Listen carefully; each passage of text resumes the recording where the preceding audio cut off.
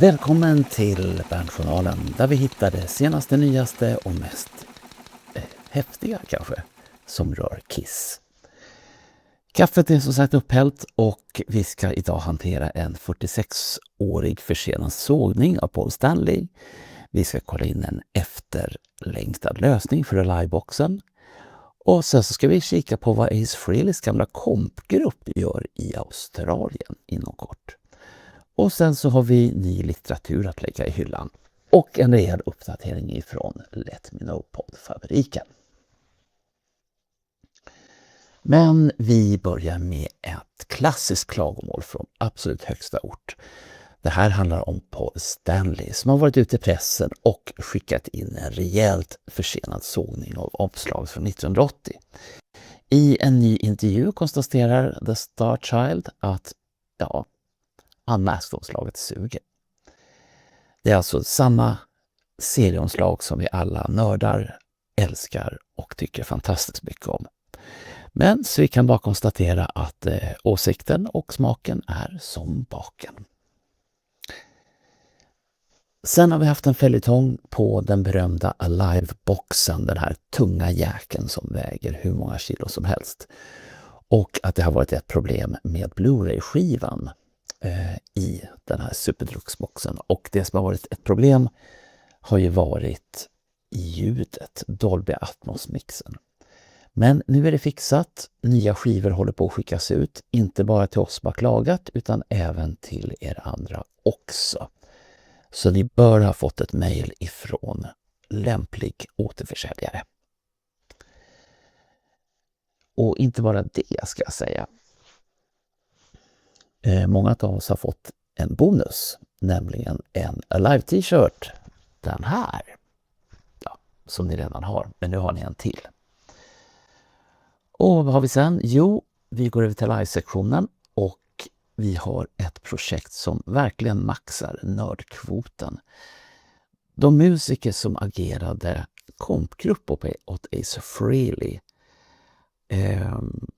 de åker tillbaka till Australien. Det är alltså samma gäng som 2018. Och dit åker de under parollen A Celebration of Ace Frehley. Och vad står det på setlistan? Jo, dels ska de köra hela soloplattan från 78. Från perm till perm. Det är New Groove, det är Rip It Out, det är Ozone, Wiped Out, rubbet. Och sedan så har de gjort en grej till och det är att man kör någonting som kallas för Kiss Classics som är deep cuts. Och det kommer också vara 2 stycken coverband, Kiss coverband som kommer att ställa upp. Turnén den drar igång här nu i september månad. Och sen så går vi vidare till Julian Gill. Forskaren, författaren och vän till podden Julian Gill är tillbaka med en ny och blytung bok. För oss som vill förstå de mest röriga åren i bandets historia. Boken heter War Machine 10th Anniversary Tour 1982-1983.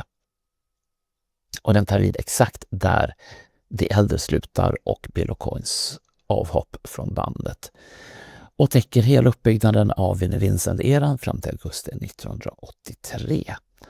Och som ni som lyssnar på Let Me Know-podden och även tittar vet att Julian Gill har stenkoll på det här ämnet. För att för sisådär ett tag sedan så var han med i ett av våra sommaravsnitt och pratade om den här perioden. Från producenten Michael James Jacksons producentskap till bandets ekonomiska kris och så vidare. Så att har ni inte lyssnat på det avsnittet, leta rätt på det. För det är väl värt att lyssna på. Speciellt då i kopplingen till den här boken. Boken är enklast att köpa på amazon.se och kostar runt 300 spänn med frakt och hela tjottaballongen. Sen går vi vidare till fysiska medium och då så pratar vi om en ny 7-tums vinylsingel. Det är alltså ett jubileum till Kiss Destroyer som har sitt 50-årsjubileum den 15, vilket är om exakt en vecka nästa söndag. På den här så hittar vi låtarna Shouted Out och Sweet Pain på B-sidan. en snygg liten uppgradering till er som redan har allt. Och sen så ska vi ta en titt på de poddar vi har haft sista tiden och kommer att ha.